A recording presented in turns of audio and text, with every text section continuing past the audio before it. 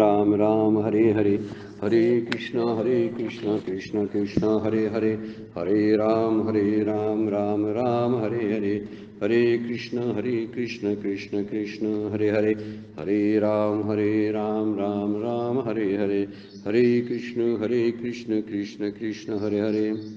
ब्रह्मानन्दं परमसुखदं केवलं ज्ञानमूर्तिं द्वन्द्वातीतं गगनसदृशं तत्त्वमस्यादिलक्ष्यम् एकं नित्यं विमलं अचलं सर्वधी साक्षिभूतं भावातीतं त्रिगुणरहितं सद्गुरुं तं नमामि सद्गुरु शान्तं सच्चिदानन्दविग्रहं पूर्णब्रह्मपरानन्दैशम् आलन्दीवल्लभं सद्गुरु सच्चिदानन्दं केवलं करुणाकरं ज्ञानयोगेश्वरं वन्दे ज्ञानदेवा पुनः पुनः। ओम नमो ज्ञानेश्वरा करुणाकरा दयाळा, तुमचा अनुग्रहलाधरू पावन झालो चराचरी, मी कलाकुसरी कायजनेने बोलतो वचने भाविका, एका जनार्दनी तुमचा दास त्याची आस पुरवावी। सर्व संतांना वंदन करतो, सद्गुरूंना वंदन, आपणा सर्वांना वंदन करून आजच्या चिंतनाला आपण प्रारंभ करतोय। काल आपण 39 नंबरच्या श्लोकाचा विचार करून माऊलींच्या ओव्यांचा चिंतन केलं होतं आणि त्यामध्ये हे ज्ञान शुद्ध असून सुद्धा प्राप्त होत नाही, ज्याला कारण सांगितलेलं आहे रागद्वेषाचं आणि कामक्रोधादी विकारांचं कारण सांगितलेलं आहे। आणि त्यावर आधारित असणाऱ्या ओव्या माऊली म्हणतात, अगोदर त्यांना जिंकावं आणि मग ज्ञानाची प्राप्ती होते। ते जर असतील तर ज्ञानाची प्राप्ती होत नाही, आणि भले सुद्धा ते असतील आणि ते असताना सुद्धा ज्ञानाच्या प्राप्तीसाठी साधना चालू असेल तर ज्ञानाच्या प्राप्तीची जी साधना आहे त्या साधनेमुळे सुद्धा कामक्रोधा विकार निघून जातात। हा दुसरा एक वेगळा विचार त्यामध्ये आहे। म्हणजे कामक्रोधादी विकार अगोदर जिंकावेत आणि मग ज्ञानाची प्राप्ती होते असं माऊली म्हणतात। अगदी बरोबर आहे, सिद्धांतच आहे तो। पण तरीसुद्धा माझ्यात कामादी विकार आहेत, मग मला कुठलं ज्ञान प्राप्त होतं अशी पळवाटसुद्धा त्यामध्ये काढू नये। म्हणजे माझा सगळे विकार आहेत आणि त्यामुळं मला ते जमणार नाही, रागद्वेषानं युक्त झालेला मी आहे आणि त्यामुळं मला ह्या साधनेच्या द्वारे हा मोक्ष प्राप्त करून घेता येत नाही, असं त्यामध्ये पराभूताची भावना नसावी।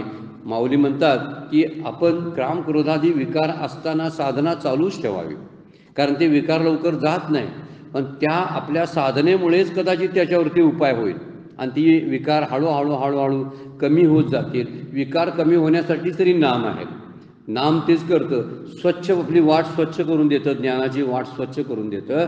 आणि म्हणून आपण त्या ज्ञानाचा विचार करताना साधनेला प्रथम स्थान घेणं फार गरजेचं आहे। मग आधी या ते जिनावे मग ते ज्ञान पावावे, मग अगोदर साधना करावी असं म्हणायचं।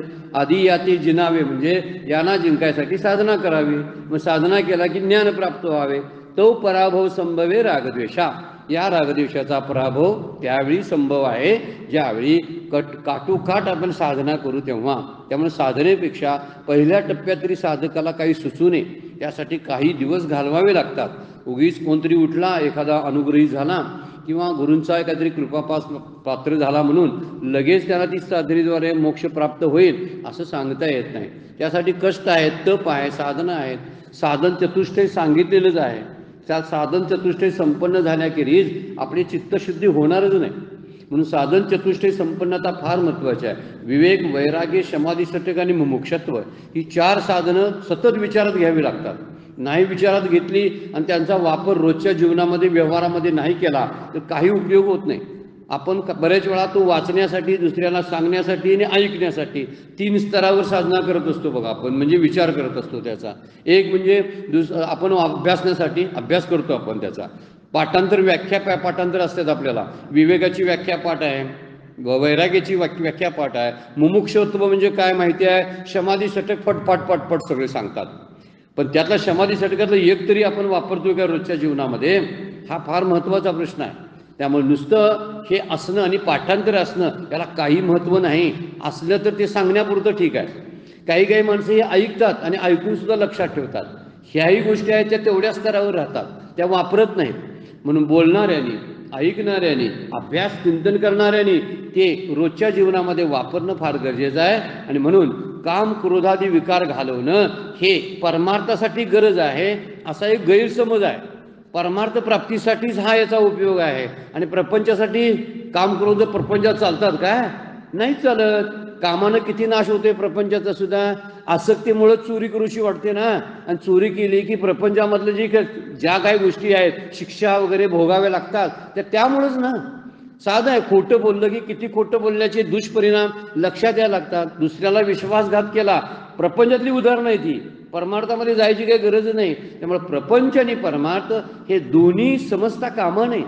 दोन्ही समजल्यामुळे आपल्याला मुलं म्हणतात, आई बाबा तुम्ही शिवगडला जा, अजून आमचं कुठं वय झाले ते करण्यासाठी, अजून आम्ही शिकणार आहोत. यांचं मत असं आहे की शिकणं आणि परमार्थ करणं या दोन गोष्टी आहेत. शिकता शिकता सुसंस्कृतपणाचं लक्षण त्या शिक्षणात यायला पाहिजे ना. आत्ताचा जरी सगळा सिलेबस जर बघितला आपल्या एकूण शिक्षण व्यवस्थेचा, तर त्या सिलेबसचा संबंध फारसा आपल्या जीवन व्यवस्थेची आहेच कुठं आहे त्याचा संबंध? कुठं आता कुठलं काय आपल्याला बीजगणितातली सूत्र आत्ता उपयोगाला यायला लागतात मला जगायसाठी. बायकोबरोबर भांडण होत असताना ते भांडण थांबवायचं असेल तर गणितातलं कुठलं सूत्र मी वापरू? नाही, वापरता येत नाही ना. नाहीच वापरता येत. मग मला काय करायचं आहे ते सूत्र? परीक्षेपुरतं, गुण मिळवण्यापुरतं. खरा विचार आहे तो जीवन अभिमुख साधनं असली पाहिजे. जीवन आणि आपलं रोजचं जीवन आणि हा परमार्थ हे दोन्ही बरोबर चालले पाहिजेत. आणि ह्याचा काय केलंय, बऱ्याच जणांनी त्याची फरकतच करून टाकल्या. हे देवळात जाऊन करायचं आणि घरात येऊन भांडणं करत बसायचं. हे दोन्हीकडे दोन वाटण्यात करून टाकलेल्या आहेत. म्हणजे तिकडं ते करायचं असतं नियमाप्रमाण, हे इकडं हे करायचं असतं. आता याला काय अर्थ आहे का? ह्या दोन्हींचा समन्वय कुठंतरी लावता आला पाहिजे की मी काम क्रोधादी माझे विकार हे परमार्थ करण्यासाठी, ज्ञानप्राप्तीसाठी, मोक्षासाठी उपयोगाचे आहेत असं सगळं शास्त्र सांगतं. मग प्रपंच करण्यासाठी उपयोगाचे नाहीत का? आहेत, जास्त आहे. कारण मी प्रपंच हा माझा प्राधान्यक्रम आहे. आणि जिथं प्राधान्य आहे तिथंच तिथं खरं वापर करायला पाहिजे. आणि प्रपंच म्हणून प्रपंच ही परमार्थाची पाठशाळा आहे असं एक विधान आहे. प्रपंच पाठशाळा आहेच का? सगळे प्रयोग तिथं प्रपंचामध्ये करता येतात. की ह्यातला कुठलेही असतील, मला आता माझ्याकडे आसक्ती आहे की नाही तपासायचं जर असेल तर प्रपंचात राहून बरोबर तपासता येतं. जंगलात राहून तपासता येणार नाही. जंगलात कोण माणसंच नसतात, मग भांडण करायचं कोणाबरोबर? मग मी भांडखोर नाही असं काय म्हणू शकतो का? तो सांगा बघू. जंगलात राहणारा एखादा आहे साधू पुरुष, तो म्हणतो मी भांडखोर नाही. अरे भांडणार कोणाबरोबर काय? मग त्या वृक्षवेली बरोबर भांडायला पाहिजे. मग भांडखोर नाही म्हणतो तो. भांडखोर नाहीच काय हे नाही तपासायचं असेल ना तर तू लग्न करून दाखव, आणि हिंमत असेल ना तर त्यातून मोक्ष मिळवून दाखव. इथं धैर्य खरं कधी लागते माहिती आहे काय? गृहस्थाश्रमात असताना सुद्धा जे मोक्षाला प्राप्त झाले ते खरे धैर्यवान. नाही, संन्यास घेऊन केल्यात आहेत मोठी माणसं आहेत, त्यांना काय कमी लेखनं नाही आहे. पण गृहस्थाश्रमात राहून सुद्धा परमपूज्य काकांचं उदाहरण आहे की अशी ही माणसं आहेत. तुकोबा आहेत, नाथ महाराज आहेत, यांनी काय विचार केला बा. गोंदवलेकर महाराज आहेत, रामकृष्ण परमहंस आहेत. बायका होत्या, सगळं होतं, कसापासना मोडका तोडका संसार केला मात्र. आणि तेवढ्यातून सगळ्या माणसात राहून, अनुयायात राहून, लोकांचं सगळं सांभाळून, तितिक्षा सांभाळून, सगळ्या गोष्टी सांभाळून मोक्षापर्यंत गेले. म्हणून प्रपंच ही प्रयोगशाळा आहे, तिथंच प्रयोग करता येतात. म्हणून प्रपंच आणि परमार्थाचं दोन वेगवेगळे विचार करूच नाही. म्हणून पहिल्यांदा जर सुरुवात आपण करतो ती आपली साधना जी आहे ती शास्त्राभिमुख साधना असली पाहिजे. म्हणजे मला शास्त्र कळलं पाहिजे यासाठी शास्त्राभिमुख साधना असली पाहिजे. शास्त्रानंतर ईश्वर कसा आहे हे कळायसाठी, भगवंत कसा आहे त्याची ओळख व्हायसाठी माझं तोंड आता ईश्वराकडे लागलं पाहिजे. झालं शास्त्र वाचून, आता ईश्वर शोधायच्या मार्गाला, ईश्वराचं जे अस्तित्व आहे, त्याचं नित्यत्व आहे ते अनुभवण्यासाठी आता ईश्वराभिमुख साधना झाली पाहिजे. आणि ईश्वराभिमुख साधना रुजली, शास्त्राभिमुख साधना रुजली की तोच माणूस बाहेर पडून जीवनाभिमुख साधना करावी लागते. आणि जीवनाभिमुख साधना याचा अर्थ असा आहे की आपण आणि आपलं आयुष्य दोन राहतच नाहीत. परमार्थ साधना आणि प्रपंच दोन्ही वेगवेगळे राहतच नाहीत. याला म्हणायची जीवनाभिमुख साधना. ही जमली ना शेवटची अवस्था आहे, याला जीवनमुक्त अवस्था म्हणतात. जीवनमुक्त जे पुरुष असतात ते प्रपंचातच असतात तरी सुद्धा प्रपंचात राहून साधन करत असतात किंवा साधन त्यांचं संपलेलं असतं, इतरांना साधनेला लावत असतात. ही फार महत्त्वाची गोष्ट आहे, दुर्लक्षित होणारे आहे. म्हणून ग्रंथ या सगळे जे गोष्टी, शास्त्र जी आहेत ती मला सुखानं जगण्यासाठी आहेत. मग तरुण माणसांना सुखानं जगायचं नाही काय? म्हाताऱ्या माणसांसाठीच फक्त शास्त्र आणि परमार्थ आणि ग्रंथ आहेत काय? कसं बोल लावतात काय लोक समजत नाहीत. सुखानं जगायचं सगळ्यांना आहे. कुठल्या धर्मातल्या लोकांना सुखानं जगायचं नाही? सगळ्या धर्मातल्या जगायचं आहे. मग ते ग्रंथ का वाचत नाहीत? काय माहिती नाही. हा ग्रंथ वाचावा, ह्या मुलांनी सुद्धा वाचायला पाहिजे. दासबोध मुळात कॉलेज लेवलला ग्रंथ अभ्यासाला असायला पाहिजे होता, नाही ना. ते उगीच काहीतरी आहे म्हणून परमपूज्य काका अगदी टीकात्मक किंवा विनोदाने बोलतात की ज्ञानेश्वर 5 मार्क, तुकारामांची गाथा 10 मार्काला, दासबोधातले काही समाज 15 मार्काला, काहीतरी वाटणी केलेली असते विद्यापीठामध्ये. आणि विद्यापीठात असतात हा हे ग्रंथ लावलेले असतात. संत साहित्याचा अभ्यास करणारी MA करणारी माणसं आहेत ना, त्यांच्यासाठी ग्रंथांचं थोडं थोडं असतं. किती मार्काला? हे तुकोबा 10 मार्काला, ज्ञानोबा 10 मार्काला, दासबोध 10 मार्काला. ह्यांचं 10 मार्क संपलं की ह्यांचा आणि त्या दासबोधाचा संबंध संपला. कुठला दासबोध आणि कुठलं काय, ह्याला अर्थ राहत नाही. म्हणून तो दासबोध, ती ज्ञानेश्वरी, तुकारामांची गाथा ही जीवनाच्या एकूण आपल्या व्यवहारात उतरता आली पाहिजे. म्हणून एक तरी ओवी अनुभवावी हा इशारा आहे संत नामदेवांचा. एक तरी ओवी अनुभवावी म्हणजे तुझ्या आयुष्यात जगताना एक तरी ओवी वापर रे बाबा. आता एक वापरली तरी बस आहे ना, तिचं कल्याणच होणार आहे. पण ती वापरत नाही. आपण बोलतो, ऐकतो, सांगतो, या 2 गोष्टी आहेत. अभ्यासतो, सांगतो, ऐकतो आणि अभ्यासतो. 3 पातळीवरती आपला परमार्थ चालू असतो. हे ज्या पलीकडे जाता आलं पाहिजे आता, आणि पुढे जाऊन ती साधना ज्यावेळी खरंच ती जीवनामध्ये उतरता आली पाहिजे. म्हणून हिथं रागद्वेषाचं उदाहरण सांगताना माऊली म्हणतात यानं अगोदर जिंकावं.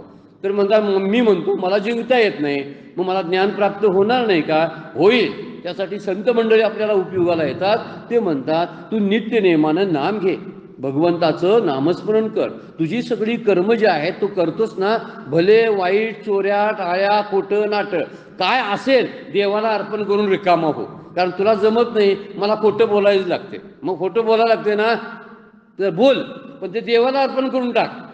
मग एक दिवस असा होईल, अर्पण करता करता करता अशी इच्छा होईल की मी खोटं बोलणं चुकीचं आहे असंच तुला वाटायला लागेल. म्हणून नाम घेत राहा आणि काम क्रोध सुद्धा कळू देत, पण नाम सोडू नकोस. नाही माझे काम क्रोध गेल्यानंतर मी नाम घेणार आहे, फार मोठी चूक आपण करत असतो.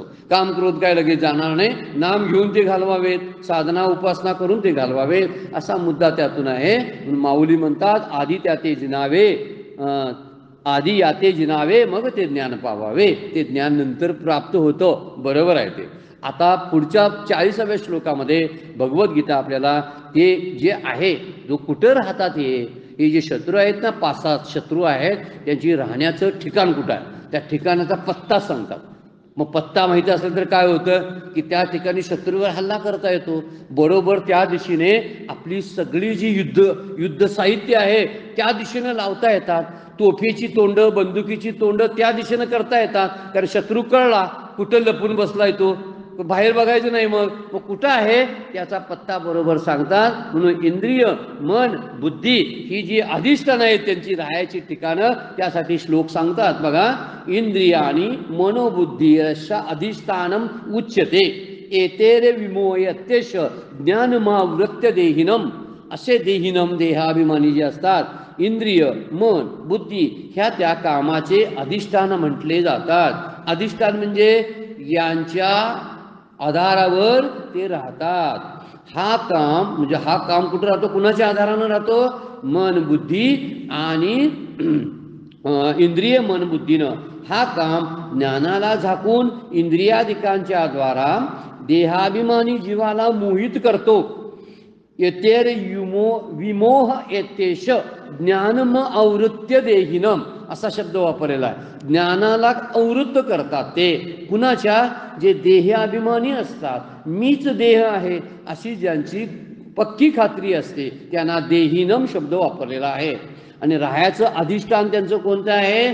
इंद्रिय, मन आणि बुद्धी हे त्यांची अधिष्ठानं आहेत. म्हणजे यांच्या सपोर्टवरती सगळं कार्य करतात. कोण? ते कामादी शत्रू आहेत. तो काम राहतो कुठं?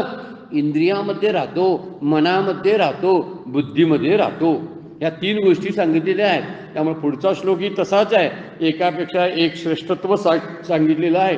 इंद्रिय स्थूल आहे आणि या स्थूलामध्ये काम राहतो हे मुद्दा मांडलेला आहे. मन आणि बुद्धी हे अगदी त्या मानानं कशा आहेत, सूक्ष्म आहेत, इंद्रियापेक्षा सूक्ष्म आहेत मात्र, आणि त्यामध्येही तो काम राहतो. म्हणजे अंतःकरणामध्ये काम आहे आणि शरीरासक्तीमध्ये सुद्धा काम आहे. म्हणजे देहासक्ती आणि कामासक्ती या दोन्ही गोष्टी अंतःकरणाच्या द्वारे टिकून असतात. मन बुद्धी चित्त अहंकार ही राहण्याची ठिकाणं आहेत त्याची. इथं फक्त दोनांचाच उल्लेख केला आहे, मन आणि बुद्धीचा. पण अंतःकरण चतुष्टय जर विचार केला आपण तर मन बुद्धी चित्त आणि अहंकार याच ठिकाणी काम राहतो, क्रोध राहतो. बाहेर नसतो क्रोध. आपल्याला बाहेरून राग येत नाही, आतून राग येतो. त्यामुळे ती राहण्याची ठिकाणं आत आहेत त्यांची, हे लक्षात घेतलं पाहिजे. आपण जर बाहेर फिरायला लागलो ती काम क्रोध घालवायसाठी मी कुठेतरी जातो, मी राहतो, म्हणजे आश्रम बघतो, एकांत बघतो, नाही राहणार. आतलाच एकांत बघायला पाहिजे ज्या ठिकाणी ते राहतात.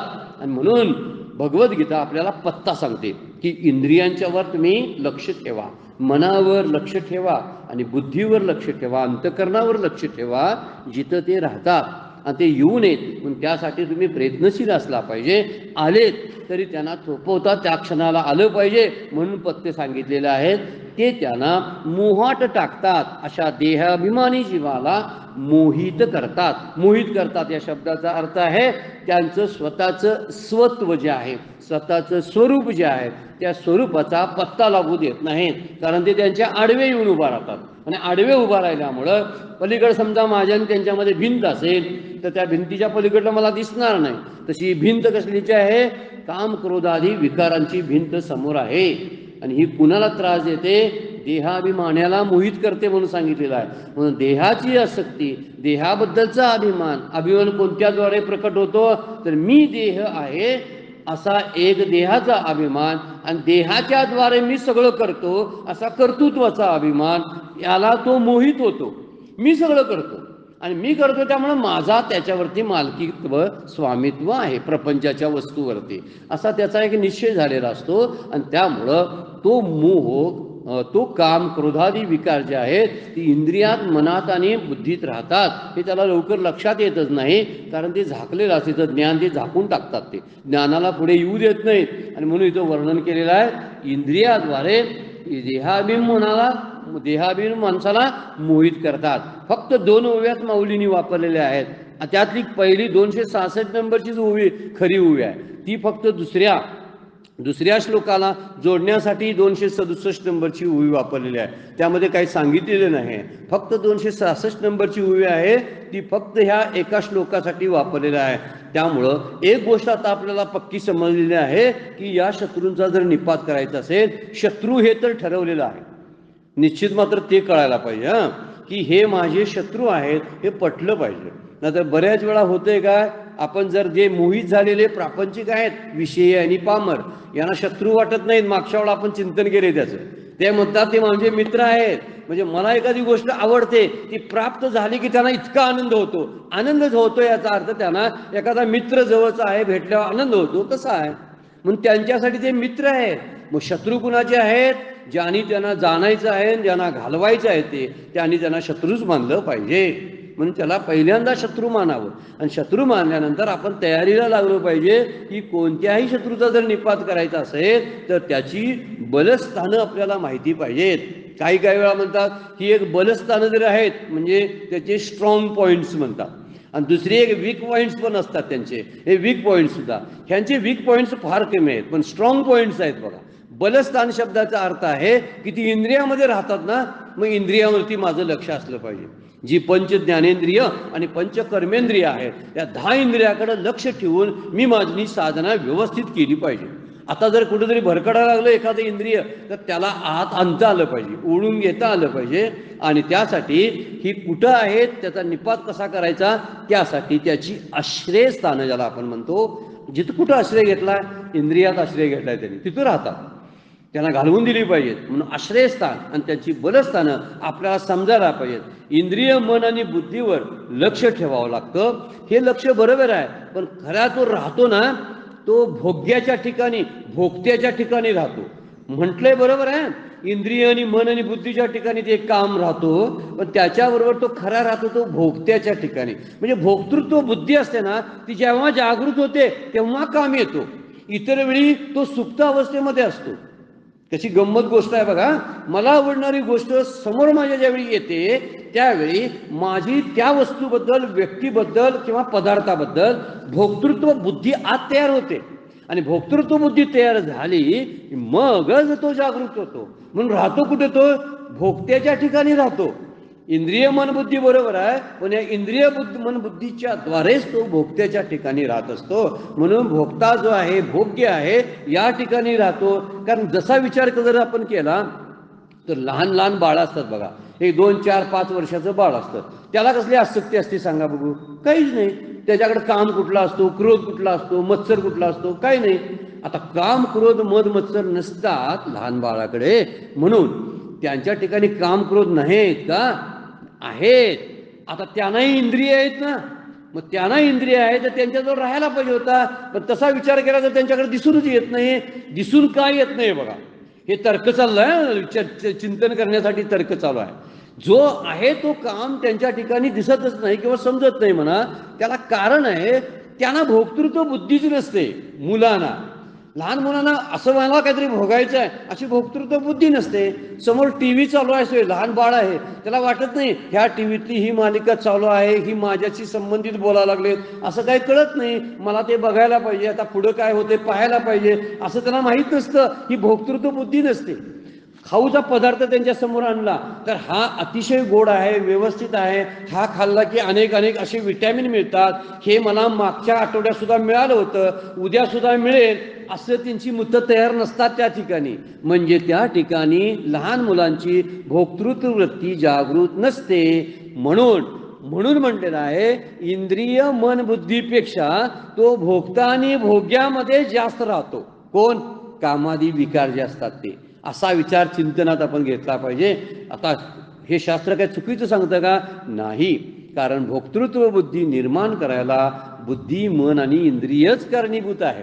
त्यामुळे म्हणून म्हणलेलं आहे, तो इंद्रियांच्या ठिकाणी, मनाच्या ठिकाणी आणि बुद्धीच्या ठिकाणी राहतो. मन आणि बुद्धीला तो प्रेरणा देतो. इंद्रिय जड आहेत, त्यांच्या ठिकाणी कसा राहील सांगा बघतो? आता मन आणि बुद्धी त्या मानानं चैतन्यशील आहेत, पण इंद्रिय जर विचार केला तर हात माझे जड आहेत, पण हातात चेतना आहे ना, आणि त्यामुळं तो इंद्रियांच्या ठिकाणी राहतो. म्हणजे इंद्रिय मन बुद्धी त्याला प्रेरणा देतात. इंद्रियांना मला हाताला सांगतात तू आता ह्या गोष्टीला स्पर्श कर असं सांगतात. माझ्या जिभेला म्हणतात ही टेस्ट तू घे, किंवा नाकाला म्हणतात घाणेंद्रियाला तू याचा वास सुगंध घे, अशी ती प्रेरणा देत असतात. आणि प्रेरणा दिली की भोक्तृत्व वृत्ती तयार होते, आणि वृत्ती तयार झाली की तो त्यावेळी कामाचं काम सुरू होतं. तो कामादी विकार आहेत ना, ते आपलं काम सुरू करतात. म्हणून आपल्याला एकदा जर समजलं इंद्रिय आणि मनबुद्धीच्या ठिकाणी ते राहतात, तर आपल्याला त्याच्यावरती काय करता येईल, उपाय काय करता येईल.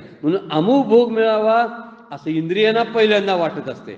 पहिल्यांदा इंद्रिय बघतात बघा, डोळ्यांनी बघितली वस्तू, काहीतरी वस्तू आहे आणि ती वस्तू पाहिली की त्या इंद्रियांना वाटतंय अमुक भोग मिळावा. इंद्रियांचं काम संपलं बघा. आता पुढे होते बघा, ती वस्तू जी आहे ना ती मला आवडायला लागते, प्रिय वाटायला लागते. ह्यावेळी मन काम करायला चालू करते बघा. पहिल्यांदा नुसतं दिसलं डोळ्यानं, डोळं काय म्हणत नाही तुला प्रिय आहे अप्रिय आहे, त्याला काय कळते प्रिय आणि अप्रिय? प्रिय आणि अप्रिय कुणाला कळते माहिती आहे काय? मनाला कळतं. आणि त्या वस्तूपासून माझा काय काय फायदा होईल, काय काय तोटा होईल असा बुद्धी विचार करते. हा आहे ती फायद्याची वस्तू आहे, ती घ्यायलाच पाहिजे अशी बुद्धी निश्चय करून मनाला प्रेरित करते. आणि मन इंद्रियांना सांगते जावा आता घेऊन या, जाऊ ती जावा आता त्याची टेस्ट घ्या. किती खोलवर विचार आहे बघा हा. म्हणून आपण ज्यावेळी खायला जातो त्यावेळी 2-3 कामं एकाच वेळी घडतात. मला वस्तू एखादी खायची आवडली, किंवा मला वस्तू एखादी काहीतरी डोळ्या कानाला ऐकायची ती आवडली, तर आपण पहिल्यांदा ते इंद्रिय तिथंपर्यंत जातं आणि ते काय करतं की तो भोग मिळावा फक्त असं म्हणतं, भोग मिळायला पाहिजे. आता हे भोग प्रिय आहे की अप्रिय आहे मन ठरवतं. आता हा भोग भोगून तुला काय फायदा होणार तो बुद्धी सांगते, असा असा फायदा तुझा होणार आहे, जा तू तिकडे. आता काय वाईट आहे चांगलं आहे काय त्यांना काही कळत नाही. बुद्धीला कळत असतं, पण ही मन आणि इंद्रिय त्याचं काही चालू देत नाहीत बुद्धीचं. मागच्या वेळेला आपण खूप विचार केलेला आहे. मन आणि इंद्रिय बुद्धीला फारसं, बुद्धीला काय करतात, विकलांग करून टाकतात. बुद्धी ज्याची अगदी स्ट्रॉंग आहे ना, बुद्धी म्हणजे बुद्धीची प्रेरणा शक्ती ज्याची स्ट्रॉंग आहे, त्यांची मन आणि इंद्रिय जी असतात ती गप्प बसलेली असतात. बुद्धीच्या पुढे त्यांचं काही चालत नाही, पण ती स्ट्रॉंग झाली तर ना. त्यामुळे बुद्धी जी आहे ती बुद्धी आणि मन जे आहे त्या मन त्या दोन्हींचा विचार होऊन एखाद्या वस्तूचा विचार आपण करतो. त्यामुळं योगी पुरुषांना सुद्धा हा काम त्रास देतो असं वर्णन आहे. देहाभिमानी जे आहेत त्या देहाभिमानात सुद्धा त्रास होतो. भले भले त्यामध्ये अडकलेले आहेत ना. एखादी वस्तू समोर असले तरी आपण कुठल्या आपल्या तब्येतीचा नाही याचा विचार न करता खातोच ना. आपल्याला सरी समजा एखादी गोष्ट ऐकायची नसते तरी कानानं ऐकायची प्रेरणा मिळतेच ना. असं काय काय घडतंय काय सांगता येत नाही. डोळे आहेत, जीभ आहेत, कान आहेत, या सगळ्या गोष्टींचा विचार होतो. जैमिनी ऋषींच्या आयुष्यातली कथा सांगितली जाते ना. भागवतामध्ये कथा आहे त्याची जैमिनी ऋषींच्या बद्दलची, की जैमिनी ऋषी हे व्यासांचे शिष्य आणि त्यांना तो प्रश्न पडलेला आहे की जैमिनी ऋषींनी हे पूर्ण मीमांसा लिहिलेली आहे. पूर्व मीमांसा आणि उत्तर मीमांसा व्यासाने लिहिलेली आहे. उत्तर मीमांसा म्हणजे वेदांत जो आता आपण अभ्यासतो ही उत्तर मीमांसा आहे. आणि पूर्व मीमांसा जी आहे त्यामध्ये कर्मकांड जास्त आहे. कर्मकांडांसाठी पूर्व मीमांसा आहे आणि उत्तर मीमांसामध्ये फक्त ज्ञानाचा विचार केलेला आहे, म्हणून तो वेदांत म्हणतात. म्हणून त्यामध्ये म्हटलेलं आहे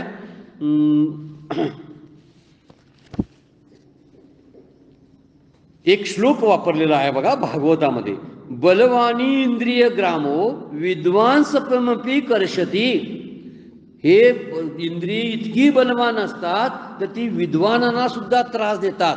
हे आता भागवत लिहिलं कोणी? व्यासाने लिहिलेलं आहे.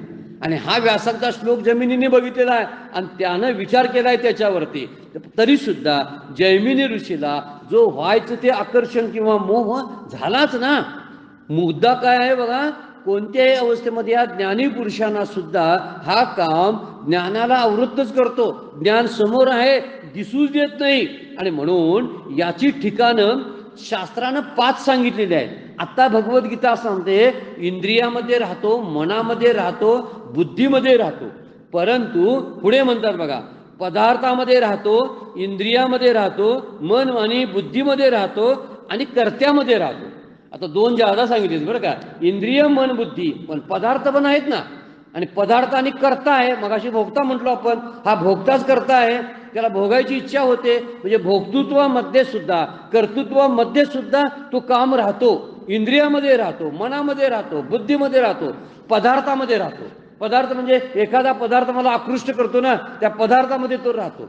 दुसरा पदार्थ मला आकृष्ट करत नाही याचा अर्थ पदार्थामध्ये राहतो. म्हणून शास्त्रानं 5 गोष्टी सांगितलेल्या आहेत की ज्यामध्ये पदार्थ, इंद्रिय, मन, बुद्धी आणि कर्ता या ठिकाणी तो असतो. आणि तो आपल्याला परमार्थाची साधना करू देत नाही. या सगळ्या गोष्टी आडव्या आल्या की त्याला ज्ञानाचा विचारच होत नाही. आणि दुःख काय आहे, सुख काय आहे याचा विवेक संपून जातो. म्हणून निष्काम होणं, निर्मम होणं, हे अनासक्त झाल्याशिवाय अंतःकरण शुद्धीच होत नाही. त्याच्यावर आपण बघितलं अगोदर, निर्मम व्हायला पाहिजे, निरासक्त व्हायला पाहिजे, निरंकारी व्हायला पाहिजे आणि निष्काम व्हायला पाहिजे. तरच आपल्याला या ज्ञानाचा विचार करता येतो. निर्मम निष्काम झाल्यानंतर चित्तशुद्धी होते आणि चित्तशुद्धी झाली तर ज्ञान होतं. त्यामुळे देहासक्ती आणि विषयासक्ती जी आहे तीच खरी बंधनाला कारणीभूत आहे असा श्लोक सांगतो. या श्लोकातला मुख्य अर्थ आहे, खरं आहे इंद्रियांच्या ठिकाणी तो राहतो, मनाच्या ठिकाणी राहतो, बुद्धीच्या ठिकाणी राहतो. पण खऱ्या अर्थानं आसक्ती सुरू झाली तरच इंद्रिय काम करतात. मन आणि बुद्धी आणि चित्त आणि इंद्रिय केव्हा कामाला लागतात सांगा? त्याच्याबद्दलची आसक्ती निर्माण झाल्यावरच ना. मग आसक्ती झाली तर इंद्रिय म्हणतात बरं खा, मग तुला खायचं असेल, पाहायचं असेल तर पहा, स्पर्श करायचा असेल तर स्पर्श कर, ऐकायचं असेल तर ऐक, अशी ती बोलत असतात. हात पाय ही सगळी तर जडच आहेत. ती कर्मेंद्रिय आहेत, ती ज्ञानेंद्रियापेक्षा जड आहेत. त्यांना तरी हालचालच काय करता येत नाही. ही प्रेरणेनं कुणाच्या चालतात? ज्ञानेंद्रियांच्या प्रेरणेनं, कर्मेंद्रियेनं चालतात. आणि दोन्ही 10 इंद्रिय चालतात ती मनाच्या प्रेरणेनं चालत असतात आणि बुद्धीनं त्यांना सवलत दिलेली असते. म्हणून या सगळ्या गोष्टी करतात बरं का. शेवटची सही बुद्धीची लागते तरच तो बाहेर पडतो. सर्क्युलर कुठलं पण असू दे, काही स्वीकारायचं परवानगी द्यायची असतात, बुद्धी सही करते शेवटी. आणि बुद्धीच्या सहीशिवाय ते होत नाही. म्हणून जे सही करणारा मुख्य बुद्धी जी आहे तीच असायला पाहिजे की जी परमेश्वराच्या ठिकाणी लावली पाहिजे. म्हणून देहासक्ती आणि विषयासक्ती हीच बंधनाला कारणीभूत आहे. महाभारतामध्ये एक फार सुंदर श्लोक आहे बघा, काम बंधेन मे एकम नान्यदस्तीह बंधनम काम बंधन मुक्तो ही ब्रह्मभूयाय कल्पते. महाभारतातला श्लोक आहे बघा. योगी पुरुषांना सुद्धा जगतामध्ये कामनाच बंधन आहे, दुसरं बंधन नाही. आपण ज्याला बंधन आहे मला मुक्त व्हायचं आहे, तर कशातून मुक्त व्हायचं आहे? तर कामना हेच बंधन आहे.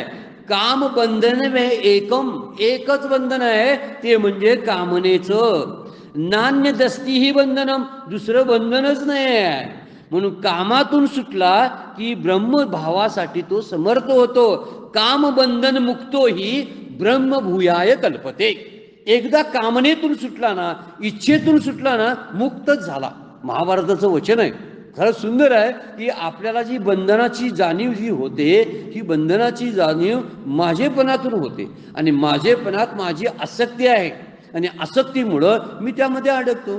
माझी मुलं बाळही संबंध तयार होतात ना. शरीर आहे, शरीरामुळं संबंध तयार होतात, आणि संबंध तयार झालं की त्याचाच बंध तयार होतो. वर्णन केले शास्त्रानं. बंध कशामुळे आहे? संबंधातून आहे. पाठीमागं लावलं की बंध तयार होतो, नाहीतर बंधच नाही आहे. तिथं मुक्तीच आहे. पण सबंधामुळं बंधनामध्ये आपण पडत असतो. कुणाकुणाचा संबंध असतो? मुलाबाळाचा, बायका नवऱ्यांचा, सगळ्यांचा संबंध असतो. माझ्या प्रॉपर्टीशी माझा संबंध असतो. सगळ्या प्रपंचाच्या व्यक्तीशी, मित्रमंडळीशी माझा संबंध असतो. मग संबंध आहे तर त्यांची आसक्ती वाढली. पदार्थांची आसक्ती, व्यक्तीची आसक्ती वाढली, ठिकाणाबद्दलची आसक्ती वाढली. का? मी तिथं संबंधात आलो, त्याच्या संघात आलो म्हणून संबंधानच बंध तयार होतो. आता हा बंध जर घालवायचा असेल तर बंधनमुक्त केव्हा? ही कामासक्तीच घालवावी लागते, तेव्हाच खऱ्या अर्थानं बंधन सैर होतं, असं महाभारतामध्ये सांगितलेलं आहे. त्यामुळं बंधन जे आहे प्रपंचाचं संबंधामुळं तयार होतं. आणि एक शास्त्र सांगते बघा, असा एकच संबंध आहे की जो सगळ्या बंधातून मुक्त करतो, तो म्हणजे श्री गुरूंचा आणि शिष्यांचा संबंध. संबंधच आहे ना त्यांचा, पण जो संबंध सगळ्या बंधनातून मुक्त करतो, असा कुठलाच संबंध नाही. सगळे संबंध आहेत ते बंधनात टाकतात, पण एकच संबंध आहे गुरूंचा आणि शिष्यांचा संबंध. तो बंधनमुक्त करायला कारणीभूत होतो, मोक्षाला हेतू होतो. म्हणून महाभारत आपल्याला स्पष्टपणाने सांगतं की तुम्हाला बंधन आहे असं वाटतं, ते खरं बंधनाचं एकच आहे, ते म्हणजे कामबंधन. म्हणजे आसक्तीचं, इच्छेचं बंधन आहे. इच्छा संपल्या, कामबंधन मुक्तो ही ब्रह्मभूयाय कल्पते. आपोआप तुम्ही ब्रह्मभूत व्हाल. तुम्हाला तुमच्या आत्मस्वरूपाची जाणीव व्हायला लागेल जर कामना संपल्या तर. म्हणून योगी पुरुषांना मगाशी आपण म्हटलेलं आहे की जेमिनीचं उदाहरण घेतलेलं होतं की जेमिनीना, विश्वामित्रांना, पराशरायांना, दुर्वास ऋषींना, असे अनेक ऋषी आहेत की ज्यांनी असंच परीक्षिती राजाला शाप देणारा जो ऋषी आहे, सुरुवातच आहे भागवताची. परीक्षिताला शाप दिला, परीक्षिताची चूक झाली मात्र, बरोबर आहे. तो राजाचा, तो ऋषीचा मुलगा आहे बरं काय, त्या मुलग्यानं शाप दिला त्या ऋषींच्या की त्यानं माझ्या बापाच्या अंगावर तू मेलेला साप टाकतोस काय, मग तू आता 7 दिवसात तुला तक्षक नाग तुला काय करणार आहे, दंश करणार आहे म्हणला. हे कुठलं आलं हो? ऋषीपदाला प्राप्त झालेली माणसं सुद्धा शाप प्रवृत्त का होतात? हा आहे कामाची वस्ती तिथं आहे म्हणून. कामानं ज्ञान झाकलंय म्हणून तो शाप द्यायला प्रवृत्त होतो. दुर्वास ऋषीनं शाप किती जणांना दिले? विश्वामित्राची लढाई कामाशी आहे, क्रोधाशी आहे. पराशय कामामध्ये अडकले. जैमिनींना सुद्धा पटत नव्हतं. एक श्लोक सांगितला होता ना, बलवान इंद्रिय ग्रामो विद्वांस अपि कर्षती. कर्षती म्हणजे आकर्षित करतात. विद्वांस अपि म्हणजे सुद्धा, विद्वानांना सुद्धा आकर्षित करतात. कोण? बलवान इंद्रिय ग्रामो. जी बलवान झालेली इंद्रिय असतात ना, ती मोठ्या मोठ्या सत्पुरुषांना सुद्धा आकर्षित करू शकतात, असं व्यासांचं वचन भागवतामध्ये आहे. जैमिनी ऋषींनी ते वाचलं आणि म्हणले, व्यासांना म्हणले मला हे पटत नाही, कारण वर सत्पुरुषांना असा काम कसा त्रास देईल सांगा बघू. एखादा पार झालेला पुरुष आहे, योगी पुरुष आहे, अशा योगी पुरुषांना तो का त्रास देईल? हा श्लोक वाचून जैमिनींनी व्यासांना काहीतरी चूक वाटते असं सांगितलं. आणि सांगितल्यानंतर व्यास म्हणले, माझ्या हातातून लिहून गेलेलं आहे, आता गेलं लिहून, आता तुला चूक वाटते का बरोबर वाटते हा तुझा प्रश्न आहे, पण मी लिहून टाकलेलं आहे. त्याच दिवशीची एक घटना व्यासानेच घडवलेली आहे त्यांच्या आयुष्यामध्ये की जैमिनी ऋषीच्या दारामध्ये एक सुंदर स्त्री आलेली आहे, आणि ती सुंदर स्त्री उभा राहिली, दार ठोठावलं, जैमिनी ऋषी म्हटल्या, बाळ कशासाठी आलीस तू? तर मला रात्र झाली, राहायला जागा नाही, म्हणून तुमच्याकडे आलोय, बाहेर पाऊस लागतो. ती भिजलेल्या कपड्यासहित आत आलेली आहे. ती म्हटली, जैमिनी ऋषी म्हटले, बाहेर उभा राहू नकोस, तुला थंडी वाजेल, आत ये, माझ्याकडे एक वस्त्र आहे ते तुला मी देतो, तुला शेकोटी पेटवून देतो. शेकोटी पेटवून देणं आणि ह्या सगळ्या क्रियेमध्ये जैमिनीची वृत्तींचा पालट झाला आणि त्यांना वाटलं तू आणि मी लग्न का करू नये. इथंपर्यंतची अवस्था त्यांची गेली. गांधर्व विवाह करूया, आता शेकोटी पेटवलेलीच आहे आणि भोवत्याने आपण फिरूया, विवाह सुद्धा पूर्ण होईल. ती म्हटली, माझ्या बापाची एक अट्ट आहे. काय अट्ट आहे? ती सुंदर मुलगी बोलते की ती म्हणते की माझ्या बापानं असं सांगितलंय, तुझ्याशी जो मुलगा लग्न करेल तो तुला पाठीवर घेऊन माझ्यापर्यंत आला पाहिजे, त्यानं घोडा केला पाहिजे, त्या घोड्याच्या पाठीवर मी बसले पाहिजे. जैमिनी ऋषी म्हणले, आहे कोण इथं बघायला? मी घेतो तुला पाठीवर आणि मी घोडा होतो आणि घोड्यावर माझ्या पाठीवर तू बैस. ती म्हणली, ठीक आहे. लग्न झालं, ती पाठीवर बसली आणि घोडा कराली. पण ती म्हणाली, जैमिनी म्हणाल्या, कुठं जायचं आहे? तर म्हटले, पुढे जायचं आहे. पण आवाज पुरुषाचा यायला लागला. जैमिनी ऋषींनी पाठीवरल्या वर बसलेल्या बाईकडे बघितलं, त्यावेळी व्यासमुनी, दाढी वाढवलेले व्यासमुनी पाठीवर होते आणि म्हटले, उठ आता. मी लिहिलेला श्लोक खोडूया काय भागवतातला? नाही म्हणले, तो सतत सूर्यचंद्र असेपर्यंत असला पाहिजे. जोपर्यंत मानव जात आहे ना तोपर्यंत हा श्लोक असला पाहिजे. बलवान इंद्रिय ग्रामो, काय म्हणलेला, विद्वांसपी कर्षती. हा सगळ्यात श्रेष्ठ दर्जाचा श्लोक आहे की कधी कधी मती पतळते किंवा कधी कधी काहीतरी सांगतात ना. एक जण संन्यासी जेवायला गेले होते आणि त्यांच्या घरातला चांदीचा ग्लास आपल्या पिशवीत घालून चुकून घेऊन आले. आता चुकून म्हणजे त्यावेळी प्रेरणा कशाने झाली? आता त्याच्या अन्नातला दोष होता वगैरे, नंतरचा भाग झाला. पण बदललं ना, मग ती कशी बदलती बघा. अन्न सुद्धा आपल्या शरीरामध्ये आपली बुद्धी पालटायला कारणीभूत आहे. पुढे अन्नाचा आपण विचार करणार आहोत की अन्न काय काय काम करतं आपल्या शरीरामध्ये. म्हणून अन्न कुठलं खातोय आपण त्यावर सुद्धा बुद्धी आणि मन काम करत असतात. स्वामी विवेकानंद सुद्धा म्हणतात, अन्नाचे 3 भाग होतात. एकामध्ये एका स्थूल भागाचं त्याचं मलमूत्र विसर्जन, त्याद्वारे ते विसर्जित होत असतं, त्याची मलमूत्र विष्ठा तयार होते. दुसरा जो त्यापेक्षा जो थोडासा सूक्ष्म भाग आहे, त्या सूक्ष्म भागाचा, मध्यम भागाचं जे आहे, रक्त मांस तयार होतं, हाडं तयार होतात. आणि तिसरा अतिशय सूक्ष्म भाग जो आहे, त्या अतिसूक्ष्म भागाचं अंतःकरण बनतं, मन त्यामुळं बनतं. जर मन अन्नानं बनत असेल तर अन्नाचं खाताना किती विचार करायला पाहिजे. हा गोष्ट किती मौल्यवान आहे बघा, शास्त्रानं सांगून ठेवलेलं आहे. जसं आपण अन्न खातो तसं आपलं मन बनतं. मन चोरी करायची भावना, कुणाला तरी फसवायची भावना कुठल्या अन्नातून होते हे तपासलं पाहिजे. म्हणून अन्न पवित्र ठिकाणीच खावं, याला फार बंधनं आहेत. नाही खाल्लं तर उपाशी राहावं लागलं तर राहावं, पण अजिबात अशा ठिकाणी खाऊ नये. बऱ्याच ठिकाणी अन्नाची किती गोष्टी चालू असतात, त्या ठिकाणी आपण मनसोक्त मिटक्या मारीत खात असतो. फक्त ते तेवढ्यापुरतंच असतं, पण आत गेल्यावर ते परिणाम करत असतं. असो, बलवान इंद्रिय ग्रामो विद्वांसपी कर्षती शब्द वापरलेला आहे. म्हणून बलवान इंद्रिय जी आहेत ती विद्वानांना सुद्धा विचलित करतात. आणि त्यामुळं हे समजावून देण्यासाठी व्यासानी ही एक करामत करून दाखवली जैमिनी ऋषींना. आता हे जैमिनी सुद्धा काही सामान्य व्यक्ती नव्हते बरं का.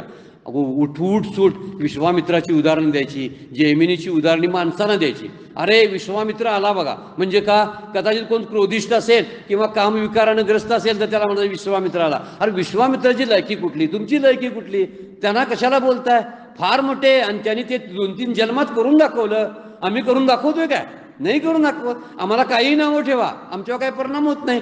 वशिष्ठांनी 2 वेळा म्हटलं, अजून तुम्ही ब्रह्मर्षी झाला नाही, मग ब्रह्मर्षी होईपर्यंत मी करणार आहे. अरुंधतीचं वशिष्ठ मुनीचा संवाद दाखवलेला आहे, फार सुंदर संवाद आहे तो, की चांदण्यासारखं या विश्वामित्रांची साधना शोभते. ही चांदण्याची शीतल जी आहे, शीतलता, हे विश्वामित्रा वाक्य ऐकतात बरं काय. त्यांना वाटत असतंय विशिष्ट माझ्याबरोबर स्पर्धा करतात का काय, नाही, नसतंय तसं ते. पण हा विचार हा विश्वामित्रांना सुचू शकतो, जैमिनींना सुचू शकतो. म्हणून जैमिनी ऋषींनी नंतरच्या कदाचित भरसा फरक पडत असेल. हा मुद्दा इथं आहे. त्यामुळं इथं जे 4-5 शत्रू सांगितलेले आहेत त्या शत्रूंना कमी लेखू नये म्हणून माऊली म्हणतात, तैसे उपाय किती जे जे ते याशीची होती विरजे म्हणून हटिया ते जिने जे येची जगी. हटिया ते म्हणजे हटयोगी असतात. जैमिनी ऋषी म्हणूया आपण, विश्वामित्र म्हणूया, दुर्वास ऋषी म्हणूया, हे हटयोगी असतात. यांना सुद्धा जिंकतात ते. हट्ट शब्द वापरलाय बघा, हटिया ते. यांना जिंकण्याकरता साम दाम दंड भेद या चारही उपायांचं नीतिशास्त्र सांगितलेलं आहे. नीतिशास्त्रामध्ये साम वापरा. साम म्हणजे समजावून सांगा. दुसरा म्हटलंय दाम. दाम म्हणजे काहीतरी आमिष दाखवा आणि आमिष दाखवून त्यांना त्यापासून परावृत्त करा. तिसरं सांगितलंय जरा त्यांना तंबी द्यायची, दंड करायचा आणि दंड करून शिक्षा करून त्यांना त्यापासून परावृत्त करायचं. आणि नाही सांगितलं तर त्यांच्यामध्ये फोडाफोडी करायची, म्हणजे भेद निर्माण करायचा आणि भेद निर्माण करून त्याला बाजूला करायचं. असं साम दाम दंड भेद वापरा म्हणून सांगितलं. यायचे उपाय जे किती जे कुठला उपाय जरी केला ते याशीची होती वीर. जे सगळे उपाय जे आहेत याला बल आणि आयुष्य देऊन सहाय्य करतात. म्हणून हटिया तेजीने जे याचे जगी. म्हणून हे काम क्रोधच उलट हटयोग्यांना जिंकतात. हटयोगी म्हणजे आपण आता मगापासून वर्णन करायला लागलोय. म्हणून माऊली शेवट करताना म्हणतात, आयशियाही साकडा बोला. साकडा बोला. काम क्रोधांना जिंकणे कठीण आहे अशी जरी भाषा बोलली जात असली तरी एक उपाय आहे भला. तरी एक उपाय आहे. हा, तुला वाटेल आता जिंकताच येत नाहीत का काय, अर्जुनाला सांगायला लागले तरी तो करिता जरी अंगवला तरी सांगेन तुझं. यांना जिंकण्याकरता एक उपाय आहे. तो उपाय तुला जर चांगल्या प्रकारे आत्मसात करता आला तर तुला मी सांगेन.